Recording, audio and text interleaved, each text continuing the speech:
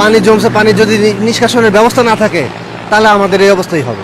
মানে ড্রেনেজ ব্যবস্থা খুবই খারাপ অবস্থা ভাই। চট্টগ্রামে আর যাওয়া লাগবে না, সিবোর্ডে আর যাওয়া লাগবে না, এখানে আপনার ঢাকা শহরে বসেই আপনি এখন সমুদ্র সৈকতের স্বাদ পাইতেছেন। সরকারি সরকার পালায় যাওয়ার পরে আমরা মনে করছি দেশের উন্নয়ন হবে, কিন্তু আসলে মূলত দেশের কোনো উন্নয়ন হয় নাই, দেশের কোনো ভাগ্য পরিবর্তন হয় নাই। যে যার পকেট ভরতেছে এবং তারা নিজেদের স্বার্থে সবকিছু ব্যবহার করতেছে। কোমর পর্যন্ত পানি, এখানে চলাফেরা মনে করেন যে মানুষের যাতায়াত, মানুষের দোকানপাট সব তো ডুবে গেছে। এবার মানুষ কি করে খাবে? এখন মনে করেন সরকারের যদি চায় যে মনে করেন যে আমাদের দুর্ভোগটা ওনারা দূর করতে পারবে। বাংলাদেশের ড্রেনের যে অবস্থা, ড্রেন গাছে ময়লা আবর্জনা থাকে, মানুষ ড্রেন পরিষ্কার করে না, ড্রেন গাছ ময়লা করে রাখে, এই কারণে ফানিগুলো নামতে পারে না, রাস্তাঘাটে এরকম ফানি থাকে। অনেক কষ্ট করে সকালবেলায় যাওয়া লাগছে এরকম ফানির উপর দিয়ে, এখনো যাওয়া লাগে। 97 থেকে ঢাকা, তখন থেকে দেখে গ্রিন রোডে এখান থেকে নিউ মার্কেটের এই রোডটা খুবই জঘন্য অবস্থা। এটা পরিকল্পনা আজকে থেকে না, কোনো সরকারি এটা পরিকল্পনাটা বাস্তবায়ন করতে পারে নাই। এটা নিচু, এই জায়গাটা নিচু। যে সরকারি আসছে কোনো সরকারি এটা বাস্তবায়ন করতে পারবে না, ভবিষ্যতে পারবে কিনা আল্লাহই ভালো জানে। সিটি কর্পোরেশনের কাছে ড্রেন পরিষ্কার করা হয় না, ময়লা ছেলে ফেলা। এই বেহাল দশা হচ্ছে অতিবৃষ্টির কারণে, মানে যেভাবে পানিগুলো যাওয়া দরকার, যে ড্রেন ব্যবস্থা আছে ওই ড্রেন ব্যবস্থা টোটালি ভালো না এক কথায় বলতে গেলে। মানে যে ধারণ ক্ষমতা ড্রেন সইতে পারে এই পরিমাণ ড্রেনে পর্যাপ্ত জায়গা নেই, পানি অতিরিক্ত পানি বৃষ্টির কারণে এই পানিগুলো যেতে পারতেছে। গত পর্বে কইছিলাম চট্টগ্রাম ডোবে প্রকৃতির কারণে, জোয়ার পাহাড় সমুদ্র প্রকৃতি চট্টগ্রামকে সৌন্দর্যই শুধু দেয় নাই, কিছু বিপজ্জনক বৈশিষ্ট্য দিছে। ঢাকার বেলায় চট্টগ্রামের মতো এই অজুহাতটা খাটে না। ঢাকায় যে ডোবে এটা প্রকৃতির খেয়াল না, এটা একটা ধীর পরিকল্পিত।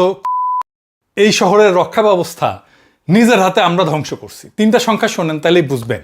এক সময় ঢাকায় প্রাকৃতিক খাল ছিল 65টা, আজকার যত টিকে আছে 26টা, বাকি প্রায় 40টা খাল দখল হয়ে ভরাট হয়ে চিরতরে হারায় গেছে। এখন নতুন প্রজন্ম জানেও না যে ওইখানে একদিন খাল ছিল। 2 নাম্বার, একটা সুস্থ শহরে মাথাপিছু অন্তত 4.5 বর্গমিটার জলাধার থাকার কথা, একজনের জন্য 4.5 বর্গমিটার। পুকুর, বিল, লেক সব মিলা ঢাকায় আছে মাত্র 1.5 বর্গমিটার, আদর্শের 1/3। আর গত 44 বছরে 1980 থেকে 2024 ঢাকা তার 60% বেশি জলাধার হারায় ফেলছে। একই সময় শহরের কংক্রিট ঢাকা এলাকা বাড়ছে প্রায় 7.5 গুণ। 1980-তে ছিল মাত্র 7%, এখন 49%। যে পরিমাণে কংক্রিট কাঠামো থাকার কথা ছিল সেই পরিমাণে কংক্রিট কাঠামো 50টা থানার মধ্যে 30টারই সেই নিরাপদ সীমা অতিক্রম করে গেছে। ধানমন্ডি, মিরপুর, উত্তরার মতো এলাকা 80 থেকে 90% কংক্রিট, শুধু কংক্রিট। শহরটা আক্ষরিক অর্থে একটা কংক্রিটের চাদরে ঢেকে গেছে, যার নিচে পানি ঢোকার আর কোনো জায়গা নাই, ফাঁকা নাই। যে বক্স কালভার্ট দিয়ে পানি যাওয়ার কথা সেগুলোর ভেতরে ময়লা পানিতে পলিতে জমাট বেঁধে এখন স্বাভাবিক প্রবাহের 5 থেকে 10% গতিতে মাত্র পানি টানে। মানে নালা আছে কাগজে, বাস্তবে মৃত। খাল আর কালভার্টের ভেতরে পানি জমে সিমেন্টের মতো শক্ত হয়ে গেছে। তাহলে বুঝেন বৃষ্টির পানি নামবে কোথায় দিয়ে? খাল নাই, জলাধার নাই, নালা বন্ধ, পানি যাওয়ার সব দরজা আমরা নিজের হাতে বন্ধ করে দিছি। এখন বৃষ্টি নামলে পানি রাস্তাতেই থাকে, আর কোনো উপায় তো রাখিনি। এইটাই হইতেছে ঢাকার আসল গল্প। প্রকৃতি ঢাকারে ডোবায় না, ঢাকা আমরা ডুবাইছি, নিজেরা ডুবাইছি। আমরা খালটাল পরিষ্কার করি, তারপরে আবার সেটা ভরে যায়। কেন?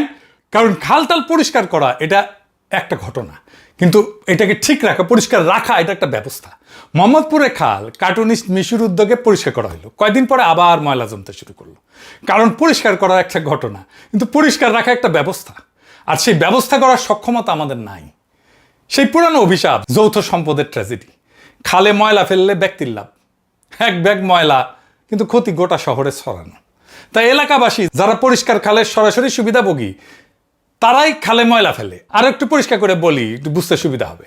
দেখেন কিভাবে এটা কাজ করে। ধরেন আপনি খালের পাশে থাকেন, মানে আপনি বা যে কেউ একজন, আপনার হাতে একটা ব্যাগ ময়লা। আপনার 2টা পথ, হয় হাইটে গিয়ে ডাস্টবিনে ফেলবেন, নয়তো জানলা দিয়ে খালে ছুঁড়ে ফেলবেন। এখন আপনি মনে মনে হিসাব করেন, খালে ফেললে আপনার লাভ তো, সময় বাঁচলো, কষ্ট বাঁচলো, যাইতে হইলো না হাইটে হাইটে। আর ক্ষতি আপনার এক ব্যাগ ময়লা তো গোটা খাল বরাদ হয়ে যাবে না, তাই না? ক্ষতিটা এত সামান্য, এত ছড়ানো যে আপনি নিজের টেরও পাবেন না। তাইলে আপনার ব্যক্তিগত হিসাবে খালে ফেলাটাই বুদ্ধিমানের কাজ, তাই না? যৌক্তিক কাজ। লাভ পুরাটা আপনার, ক্ষতির ভাগটা গোটা শহরে, যার মধ্যে আপনি একজন, আপনার উপরে সামান্য পড়বে। সমস্যা হইলো এই একই হিসাব খাল পাড়ের প্রত্যেকে করে। 10,000 মানুষ প্রত্যেকে ভাবে আমার এক ব্যাগে কি বা হবে, আর 10,000 ব্যাগ জমে খালটা মরে যায়। এখানে আসল পেঁয়াজটা, যে এলাকাবাসী পরিষ্কার খালের সবচেয়ে বড় সুবিধাভোগী, শুকনো রাস্তা, মশাহীন পাড়া, তারাই খালটা ভরাট করে ফেলে। কারণ প্রত্যেকে নিজের জায়গায় দাঁড়ায়, ঠিক সিদ্ধান্তটা নেয়, ঠিক কথা করে, ঠিক কাম করে আর কি। কিন্তু সবার সে ঠিক কাম একসাথে জড়ো হয় একটা ভুল ফল বানায়, সবার ক্ষতি হয়। ব্যক্তির যুক্তি আর সমষ্টির স্বার্থ এখানে উল্টা দিকে টানাটানি করে, বুঝেছাও? ভাগের মা গঙ্গা পায় না। বাংলাদেশ যেন এই প্রবাদটাকে জাতীয় একটা নীতিতে, ট্র্যাজেডিতে পরিণত করছে। এখন কইতে পারেন যে এইটা তাইলে কেমনে করে সমাধান করবেন? সমাধান আছে, আমি এপিসোডে দেখাই দেব। আমারে নিয়া আমার এইটারা ট্রল করে, সব জানতে হলে। সারা দুনিয়া অনেকে এমন সমস্যায় পড়ে নাই। আমাদের সমস্যাগুলো তো ইউনিক না, তার সমাধানও করছে সারা দুনিয়া। তাদের উদাহরণ দেখে আমরা সমাধানের রাস্তা বের করতে পারি। এর জন্য তো সব জানতে হওয়ার দরকার পড়ে না, তাই না? কাণ্ডজ্ঞান থাকলেই হয়। ওই আলাপে যাওয়ার আগে আরও কয়েকটা জিনিস একটু দেখে নিই, এই ঢাকার জলবদ্ধতা বোঝার জন্য এটা খুব জরুরি। কি কি আসেন দেখি। ঢাকার ড্রেনেজ এটা গঠনগতভাবে পঙ্গু। চারটা জায়গায় আমি আইডেন্টিফাই করে বলতেছি। 1 নাম্বার, ঢাকার বৃষ্টির পানি সামলায় মূলত 4টা আলাদা সংস্থা, প্রত্যেকের ভাগে আলাদা আলাদা টুকরা। পানি উন্নয়ন বোর্ড চালায় বাঁধের রেগুলেটর এবং গেট, 52টা সুইচ গেট আছে, একটা পাম্প স্টেশন আছে। ওয়াসা চালায় বড় খাল এবং পাইপ, 385 কিলোমিটার ড্রেন আছে, 4টা পাম্প আছে, 10 কিলোমিটার বক্স কালভার্ট আছে। সিটি কর্পোরেশন চালায় ছোট নালা, উত্তরে 1250 কিলোমিটার, দক্ষিণে 961 কিলোমিটার। আর রাজুক তাদের নতুন রাস্তার পাশে ড্রেন বানায়। এখন বুঝেন, 1 ফোঁটা বৃষ্টির পানি নদীতে পৌঁছাইতে হলে তাকে রাজুকের ড্রেন, সিটি কর্পোরেশনের নালা, ওয়াসার খাল, পানি উন্নয়ন বোর্ডের গেট, 4টা মালিকানা পার হইতে হবে। 1 ফুল মে 2 মালি না, 1 ফুল মে 4 মালি। ঠিক যেখানে মালিকানা বদলায় ওইখানে গ্যাঞ্জাম বাঁধে, পানি আটকায়। বুয়েটের একটা গবেষণা সরাসরি বলছে যে কেউ কারোর সাথে সমন্বয় করে না, অথচ সব কাজ পরস্পর সংযুক্ত। এক জায়গায় সমস্যা হলে পুরা পানির প্রবাহ চ্যানেল আটকে যায়। 2 নাম্বার সমস্যা কি? ঢাকার পানি নামে মূলত গ্র্যাভিটিতে, মাধ্যাকর্ষণে। এর মানে উপর থেকে নিচে নামে স্বাভাবিকভাবে, স্বাভাবিক গতিতে পানি যেভাবে নামে আর কি, গড়ায় গড়ায় নদীতে। কিন্তু ভয়ঙ্কর ব্যাপারটা হইতেছে যে মে থেকে অক্টোবর এই টাইমে আমাদের ঢাকার আশেপাশে যে নদীর পানি স্তর, শহরের ভেতরের যে পানি স্তর তার চেয়ে উঁচু হয়ে যায়, বুঝছেন? তখন গ্র্যাভিটি উল্টা কাজ করে, নদীর পানি শহরের মধ্যে ঢুকে পড়ে, পানি বেড়ানোর বদলে নদীটাই শহরে ঢুকে ফেলে। তাইলে আপনার ওই যে দিক দিয়ে নদীতে পানি যাবে সেটা বেড বন্ধ করে পাম্প চালানো ছাড়া তো কোনো উপায় নাই। এই চট্টগ্রামে যে জোয়ার সমস্যায় হুবহু একই রকম ঢাকাই সংস্করণ, শুধু সাগরের বদলে নদী। আর ঢাকা সমুদ্রপৃষ্ঠ থেকে খুব বেশি উঁচুতে না, কিন্তু মাত্র 6 থেকে 8 মিটার উঁচু। শহরের পূর্বাংশ মানে বালু নদীর দিকের এলাকা যেমন রামপুরা, বাড্ডা, খিলগাঁও, বাসাবো, ড্যামরা, যাত্রাবাড়ি সবচেয়ে নিচু। পশ্চিম এলাকা 2080 সালে বন্যার পর বেড়িবাঁধ দিয়ে ঘেরা হয়েছে, কিন্তু পূর্বাংশে এই সুরক্ষার বাইরে, খোলা নিচু প্লাবনভূমি, তাই ওইখানে পানি জমে সবচেয়ে বেশি, নামে সবচেয়ে দেরিতে। 3 নাম্বার সমস্যা কি?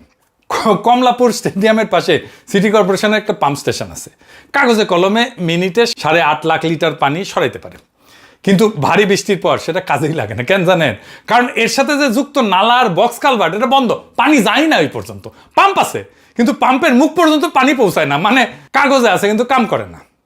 এতে যন্ত্র আছে, নিখুঁত আছে, ইনভেস্টমেন্ট আছে, কিন্তু একটা যন্ত্র নিখুঁত হলে কাজ করতেছে না, কারণ শিকলের যে বাকি জায়গা ওটা ভাঙা থাকলে গোটাটাই তো অকেজো, তাই না? এরপরের সমস্যা কি? ডিএনডি বাঁধ। ঢাকার দক্ষিণের ডিএনডি এলাকা বন্যা ঠেকাইতে চারিদিকে বাঁধ দিয়ে ঘেরা, আপনারা তো জানেন। বাঁধ বাইরে বন্যা ঠেকায়, কিন্তু ভেতরের বৃষ্টির পানি আটকে দেয়, এটা বাইরেতে দেয় না। সেটা বের করার একমাত্র উপায় হচ্ছে পাম্প, আর পাম্প এত সক্ষম না। পাম্প যত পরিমাণে পানি আসে বের করতে হয় সেটা পারে না পাম্প। তাহলে হইলটা কি?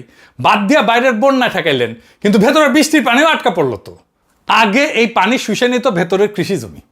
1962 সালে ডিএনডির এলাকার ভেতরে 80% ছিল ধান ক্ষেত। প্রকৃতির এটা স্পঞ্জের মতো, পানি গেলে টেনে নেয়। কিন্তু নগরায়নে ওই কৃষি জমির নামে আসতে 25%-এর নিচে, বাকিটা কংক্রিট। এখন পানি শোষণের জায়গাও নাই, বেড়ানোরও পথ নাই, আর পাম্প কাজ করে না। আমার পাম্প যা দরকার তার চেয়ে কম। ফল কি? বাঁধের ভেতরে প্রায় 87% এলাকায় এখন বৃষ্টি হলে ডুবে যায়। সুরক্ষার জন্য বাদই হয়ে উঠলো জলাবদ্ধতার উৎস। রাষ্ট্র এক সমস্যা সমাধান করতে গিয়ে আর এক সমস্যা বানায় ফেললো। তার মানে ঢাকার নামের ড্রেনেজ শুধু নোংরা না, এটা গঠনগতভাবে পঙ্গু। ময়লা পরিষ্কার করলেও একই ডিজাইন সমস্যা থেকে যায়। এবার একটা গল্প বলি, টাস্কি তো খেয়া যাবেন। 1998 সালে ঢাকার ইতিহাসের অন্যতম ভয়াবহ বন্যা হয়েছিল। আপনারা মুরব্বীরা জানেন, বয়স্করা জানেন। শহরের 56% ডুবে গেছিল। শহরের প্রায় 1/4 পানি বেড়ায় একটা মাত্র গেট দিয়া, রামপুরা রেগুলেটর দিয়া। বন্যার সময় দেখা গেল এই রেগুলেটর কিভাবে চালানো হবে তার না আছে কোনো নীতিমালা, না আছে দায়িত্বপ্রাপ্ত কেউ। আর নদীর পানি ঠেকাইতে যে গেটগুলো বন্ধ রাখার কথা ছিল সেগুলো বন্ধই করা হয়নি। শহরের সবচেয়ে গুরুত্বপূর্ণ পানি নিষ্কাশন গেট কখন খুলবে, কখন বন্ধ হবে, কে চালাবে কেউ জানে না, কারো দায়িত্ব না। তো শহর তো ডুববেই, ঢাকা শহর কি বেঁচে থাকবে? কারণ শহরের সবচেয়ে জরুরি সুইচটার পেছনে কোনো মানুষ নাই, কেউ দায়িত্ব নাই, কোনো নাম নাই, কোনো জবাবদিহিতা নাই। এইবার আসেন সমাধানের প্রসঙ্গে আসি। বিশ্বে এইভাবে এই প্রবলেম নানাভাবে জিতছে, আসেন কি কিভাবে জিতছে সেটা একটু দেখি। টোকিও শহর এক সময় প্রত্যেক বর্ষায় ডুবতো ঢাকার মতোই। তারা কি করলো, মাটির প্রায় 50 মিটার নিচে, মানে 15 তলা বিল্ডিং যত গভীর হয় তত দূর, বানায় ফেললো পৃথিবীর সবচেয়ে বড় ভূগর্ভস্থ বন্যা নিয়ন্ত্রণ ব্যবস্থা। এর নাম হইতেছে জি-ক্যান্স। এই ভিডিওটা ইউটিউবে দেখতে পারবেন। এটা দেখতে এত বিশাল যে 5টা বিশাল কংক্রিটের কুয়া, প্রত্যেকটা এত বড় যে ভেতরে একটা আস্ত স্ট্যাচু অফ লিবার্টি দাঁড়ায় যেতে পারবে। এই কূপগুলো একটা টানেল দিয়ে যুক্ত, আর পানি ঠেলে বের করে দেওয়ার জন্য একটা শক্তিশালী পাম্প আছে যেটা চালানো হয় বিমানের জেট ইঞ্জিন দিয়ে, এত শক্তিশালী। বৃষ্টির পানি যখন শহরে জমতে শুরু করে, এই ব্যবস্থা সেকেন্ডে 200 টন পানি টাইনা নদীতে ফেলে দিতে পারে। খরচা বেশি, $260 কোটি লাগছে এটা জাপানের। বানাইতে সময় লাগছে 13 থেকে 14 বছর। কিন্তু যে এলাকা এটা বাঁচায় সেখানে বন্যার ক্ষতি প্রায় 90% কমে গেছে। আর এই ব্যবস্থা এই পর্যন্ত 150-র বেশি বার চালু করতে হয়েছে, মানে 150-র বেশি বন্যা এটা ঠেকাই দিছে। ঢাকায় গিয়ে এটা করা যায়, এটা কাজ করে সন্দেহ নাই, কিন্তু এটা ভয়ঙ্কর ব্যয়বহুল আর তৈরি হইতে বহু বছর সময় লাগে। তাই এটা ঢাকার পুরো সমস্যার সমাধান হইতে পারে না। তবে যেসব জায়গা সবচেয়ে বেশি ডোবে, যেমন পুরান ঢাকা বা ডিএনডি এলাকা, সেখানে ছোট আকারে এরকম ভূগর্ভস্থ জলাধার করে দেখা যেতে পারে আর কি। 2 নম্বর মডেল কি, কুয়ালালামপুরের স্মার্ট টানেল। এইটা এক সুড়ঙ্গ 2 কাজ, এক ফুল 2 মালি। হ্যাঁ, কুয়ালালামপুরও ঢাকার মতো 2টা সমস্যা ছিল একসাথে। একদিকে আকস্মিক বন্যা, আর একদিকে ভয়াবহ যানজট। তারা মাটির নিচে বানাইলো প্রায় 10 কিলোমিটার লম্বা একটা বিশাল সুড়ঙ্গ, এমনভাবে যেন 2টা কাজ করতে পারে। স্বাভাবিক সময় যখন বৃষ্টি নাই, সুড়ঙ্গটা একটা মোটরওয়ে, মোটর যাবে, দিনে 30,000 গাড়ি চলে, যানজট কমে। কিন্তু যখন ভারী বৃষ্টি হয় তখন একটা অদ্ভুত ঘটনা ঘটে। সিসিটিভি ক্যামেরায় নিশ্চিত করা হয় যে শেষ গাড়িটাও বেড়ে গেছে। তারপরে কপাট বন্ধ করে দেওয়া হয়, সুড়ঙ্গটাকে বানায় ফেলা হয় বন্যার পানির নালা। যে রাস্তাটা 4 ঘন্টা আগে গাড়ি চলতেছিল সেটা এখন একটা নদী। শহরের কেন্দ্র থেকে লক্ষ লক্ষ ঘনমিটার পানি সরাই নিয়ে নদীতে ফেলে দেয়। আবার পানি নেমে গেলে রাস্তা ধুয়ে মিশে 2 দিনের মধ্যে আবার গাড়ি চলা শুরু হয়। এটার খরচ পড়ছিল প্রায় $515 মিলিয়ন, টোকিওর প্রায় 1/5। অথচ 2টা কাজ 2007 থেকে চালু, আর এই পর্যন্ত 50-এরও বেশি বার শহরের কেন্দ্রকে বন্যা থেকে বাঁচাইছে। জাতিসংঘ পর্যন্ত এটাকে পুরস্কার দিছে। ঢাকার সমস্যা তো ঠিক এই 2টাই, জলাবদ্ধতার যানজট। একটা কাঠামো নিয়ে 2টা সমাধান। রাজনৈতিকভাবে এটা লোভনীয়, কারণ 1 টাকায় 2 কাজ হবে। ঢাকার কোনো একটা গুরুত্বপূর্ণ করিডোর এরকম কিছু ভেবে দেখা যাইতে পারে। 3 নম্বর মডেল কি, সিঙ্গাপুর। খালকে নদী বানায় ফেলা। সিঙ্গাপুরে বিশান পার্কে একটা সোজা কংক্রিটের নালা ছিল, প্রায় 3.5 কিলোমিটার লম্বা। দেখতে অনেকটা আমাদের হাতির ঝিলের আগের নর্দমাগুলোর মতো আর কি। তারা সেটা সোজা কংক্রিটের নালা ভেঙে দিয়া বানাইলো একটা 3 কিলোমিটার লম্বা আঁকাবাঁকা প্রাকৃতিক নদী। গাছপালা, ঘাস পাথর দিয়ে সাজানো এই আঁকাবাঁকা নদী একদিকে আগের চেয়ে অনেক বেশি বৃষ্টির পানি ধরে রাখতে পারে, আবার অন্যদিকে হয়ে উঠছে শহরের সবচেয়ে সুন্দর পার্ক, যেখানে মানুষ বিকালে হাঁটতে যায়, বাচ্চারা খেলে। ওই একই পার্কেই খরচা হইল প্রায় $5.5 কোটি। টোকিওর খরচের তুলনায় যা সামান্য একটা ভগ্নাংশ। কিন্তু আসল রহস্যটা কিন্তু টাকায় না, অন্য জায়গায়। সিঙ্গাপুরের পানি দেখাশোনা করে একটা সংস্থা, আর পার্ক দেখাশোনা করে আরেক সংস্থা। এই 2 সংস্থা তাদের বাজেট আর দায়িত্ব আলাদা না রেখে এক জায়গায় জুড়ে কাজটা করলো। এটা ঢাকার জন্য সবচেয়ে মানানসই। ঢাকার হারায় যাওয়া 40টা খাল ফেরায় আনা, শুধু নর্দমা হিসাবে না, নদী আর পার্ক হিসাবে। কারণ মানুষ যখন খালটাকে ভালোবাসবে, নিজের বিকেলের হাঁটার জায়গা মনে করবে, তখন সেখানে সে আর ময়লা ফেলবে না। যৌথ সম্পদের যে অভিশাপের কথা বলছিলাম না, সেটা ভাঙার এটা আসল চাবি। আর একটা মডেল আছে রটারডামে, পানির চত্বর। এক জায়গা 2 চেহারা। মানে রটারডাম কিছু বানাইলো পানির চত্বর। ব্যাপারটা এমন যে শহরের খোলা চত্বর, খেলার মাঠ, স্কোয়ারগুলো এমনভাবে বানানো হইলো যে শুকনা দিনে ওইগুলো বাচ্চাদের খেলার মাঠ হবে, বাস্কেটবল কোর্ট হবে, বসার জায়গা হবে। কিন্তু ভারী বৃষ্টির সময় ওই একই চত্বর নিচু হইয়া অস্থায়ী জলাধার পুকুরে পরিণত হয়ে যাবে। পানি ধরে রাখবে। যতক্ষণ না নালা খালি হয়ে যায় ততক্ষণ সে পানিটা ধরে রাখবে। নালা খালি হয়ে গেলে এই পানিটা ছেড়ে দেবে। একটা নির্দিষ্ট জায়গা, একটা নির্দিষ্ট দায়িত্ব। ঢাকার পার্কে, খেলার মাঠে, স্কুলের মাঠে এইগুলোকে ডাবল ডিউটিতে লাগানো যায়। শুকনা দিনে খেলার মাঠ, বৃষ্টির দিনে জলাধার। জায়গা নতুন করে কিনতে হয় না, যা আছে তাকেই 2 ভাবে কাজে লাগানো যায়। আমাদের তো দরকার অতি বৃষ্টির সময় পানি ধরে রাখা। আমরা এই কাজ তো কিছুটা হইলো করছি, ঢাকার নিজে হাতির ঝিলেই করছি। এই একটা জায়গা শহরের প্রায় 1/4 বৃষ্টির পানি ধরে রাখে। এটা কার্যকর প্রাকৃতিক জলাধারের মতো কাজ করে। গবেষকরা বলছে যে হাতির ঝিলের মতো আরো অন্তত 20টা এরকম জলাধার বানানো হোক। আর একটা গবেষণা বলছে ঢাকার মাত্র 15টা খাল যদি ঠিক মতো খনন করা যায় তাইলে ঢাকা শহরের প্রায় 80% জলাবদ্ধতা দূর হয়ে যাবে। মানে সমাধান কোনো দূরের স্বপ্ন না, হাতের নাগালে। তাহলে ঢাকার জন্য সবচেয়ে বাস্তব পথ কোনটা? আমি কইতে পারেন দাদা এত বড় বড় পরিকল্পনার কথা কইছে, আমি তো বর্ষায় ডুবতেছি এখনই, সামনের বর্ষাতেও ডুববো। তাহলে দ্রুত এই 2-1 বছরের মধ্যে কি কোনো পার্থক্য টের পাওয়া সম্ভব? হ্যাঁ সম্ভব, কিন্তু একটা শর্তে, যেটা শেষে বলবো। দেখেন, 2টা জিনিস আলাদা করতে হয়। একটা হইলো সমস্যা স্থায়ী সমাধান, সেটা বছরের পর বছরের কাজ। আর একটা হইলো দৃশ্যমান উন্নতি, মানে মানুষ যেন টের পায় যে আগের চেয়ে কম ডুবতেছে, পানি দ্রুত নামতেছে। এই দ্বিতীয়টা অনেক দ্রুত সম্ভব। সবচেয়ে দ্রুত 1 বর্ষার মধ্যেই নালা আর কারভার্ট পরিষ্কার করতে হবে, সোজা হিসাব। মনে আছে বলছিলাম ঢাকার বক্স কালভার্টগুলোর ভেতরে জমাট বেঁধে স্বাভাবিক গতির মাত্র 5 থেকে 10% পানি টানতেছে। এখন ভাবেন, এই বন্ধ কালভার্ট যদি শুধু পরিষ্কার কইরা অর্ধেক গতিতেও আনা যায়, ওই এলাকা পরের বৃষ্টিতেই মানুষ পার্থক্য টের পাবে। এখনই এই বক্স কালভার্ট পরিষ্কার করার কাজে ঝাঁপে পড়া উচিত। একটা বাস্তব উদাহরণ দিই, ঢাকার শিল্পকলা একাডেমি থেকে টিটাপাড়া পর্যন্ত প্রায় 3.5 কিলোমিটার লম্বা একটা বক্স কালভার্ট আছে। শুধু এই একটা কালভার্ট পরিষ্কার করলে সেগুনবাগিচা, সচিবালয়, পল্টন, মতিঝিল এই এলাকাগুলোর প্রায় 10 লক্ষ মানুষ সরাসরি উপকৃত হয়। একটা কালভার্ট 10 লক্ষ মানুষ। এই কাজটা মাসের হিসাবে হয়, বছরের না। এর পরের ধাপ 1 থেকে 2 বর্ষা কৌশলগত খাল খনন। এখানে একটা দারুণ তথ্য আছে। River and delta research centre নামে একটা গবেষণা সংস্থা হিসাব করে দেখাইছে যে ঢাকার সব খাল না, শুধু বেঁচে নেওয়া 15টা খাল যদি ঠিক মতো খনন করা যায় তাইলে শহরের প্রায় 80% জলাবদ্ধতা দূর হয়ে যায়। আর এই খালগুলো কিন্তু ঠিক করে ফেলছে কোনটা কোন এলাকা বাঁচাবে তাও জানা। যেমন ধরেন, পান্থপথের নিচে যে বক্স কালভার্ট খালটা আছে সেটা খনন করলে কলাবাগান, ধানমন্ডি 27, কাঁঠালবাগান, গ্রিন রোড, হাতিরপুল এই ভয়ঙ্কর জলাবদ্ধ এলাকাগুলো উপকৃত হবে। মানে কোথায় হাত দিতে হবে সেটাও গবেষণায় বলা আছে, শুধু কাজটা করতে হবে। 15টা খাল খনন 1-2 বর্ষার কাজ, যদি সত্যিকারের সদিচ্ছা থাকে। পরিষ্কার করার তো একটা ঘটনা আগে বলছি না, পরিষ্কার করার একটা নাম আছে এদের, ক্র্যাশ প্রোগ্রাম। মানে প্রত্যেক বর্ষার ঠিক আগে হুড়মুড় করে ছুটে যায় বক্স কালভার্ট, খাল এগুলো পরিষ্কার করে জোড়াতালি দিয়ে একটা মৌসুম পার করে। কিন্তু এই ক্র্যাশ প্রোগ্রাম শব্দটা একটা স্বীকারোক্তি যে কোনো স্থায়ী ব্যবস্থা নাই। ফলে 1 বর্ষায় পরিষ্কার করলেন, পরের বর্ষায় আগের অবস্থা, আগের ময়লা, আগের দখল, সেই একই ডুবন্ত মিরপুর, ডুবন্ত ঢাকা। তাই পরের বর্ষায় ঢাকাবাসী নিঃসন্দেহে পার্থক্য টের পেতে পারে যদি এখন থেকে কালভার্ট পরিষ্কার করে কয়েকটা খাল খনন শুরু করা হয়।